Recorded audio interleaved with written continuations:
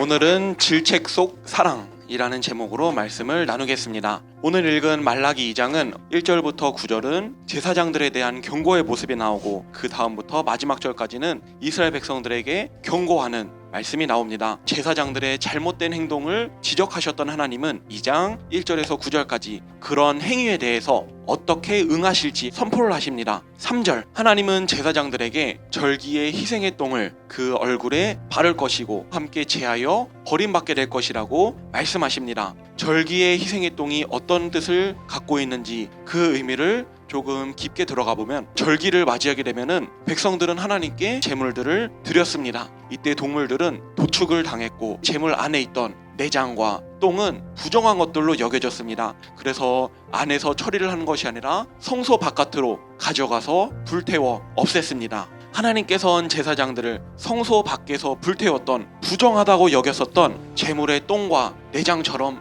여기겠다는 것입니다. 하나님은 하나님을 존중히 여기는 자를 존중히 여기십니다. 반대로 하나님을 멸시하는 자에게는 똑같이 수치당하게 하고 부끄럽게 하시고 결국 멸하시는 분이십니다. 바라기는 우리도 이 예배의 자리 귀히 여겨서 하나님께 은혜를 받고 더욱더 하나님과 깊어져서 나아가는 우리 모두가 되어야 할 줄로 믿습니다. 이제 다음으로 4절과 9절까지 말라기 선지자는 제사장들이 어떻게 사명을 감당해야 했었는지 그들의 역할과 정체성에 대해서 말씀을 전합니다. 하나님께서 레위인들 곧 제사장들을 세운 이유는 하나님을 경외하기 위해서, 그리고 하나님의 이름을 두려워하기 위함이었습니다. 그런데 지금 제사장들은 자신의 역할과 정체성을 잊어버렸습니다. 우리도 우리의 정체성과 역할을 결코 잊어버려서는 안 됩니다. 그렇다면 우리의 정체성과 역할은 어떤 것이 있을까요? 우리는 그리스도인입니다. 그리스도인이라는 말은 예수님께 속한 자라는 의미로 그리스도인이라고 불렸습니다.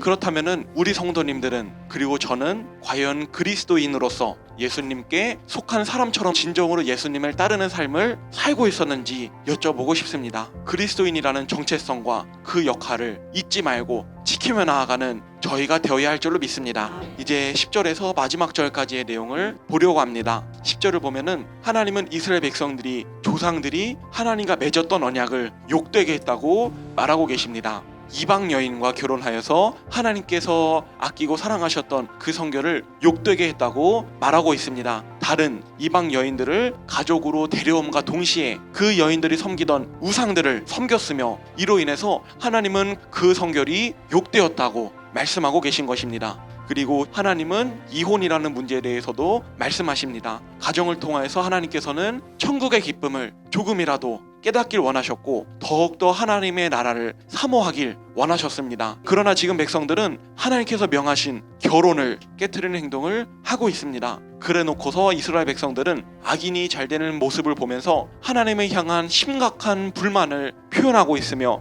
의문을 품고 있습니다. 우리도 마찬가지입니다. 분명 우리의 삶 속엔 악인이 우리보다 형통해 보이기도 하고 실제로 그렇기도 합니다. 하나님이 계신 것은 맞는지 의문이 들 수가 있습니다. 그런데 이런 마음이 든다는 것은 이미 불신의 모습임을 깨달아야 합니다. 영적인 눈을 갖고 영적인 분별을 하면서 인내하며 나아가야 할 줄로 믿습니다. 바라기는 이렇게 나아가 신실하신 하나님의 사랑을 경험하며 나아가는 저와 우리 모든 성도님들이 다 되시길 간절히 소망합니다. 언제나 우리를 사랑하시는 하나님을 이제는 우리도 진정으로 사랑하여서 하나님의 더욱더 큰 사랑을, 그리고 더 큰 은혜를 날마다 받으며 나아가게 되는 저와 우리 모든 성도님들이 다 되시길 간절히 소망합니다.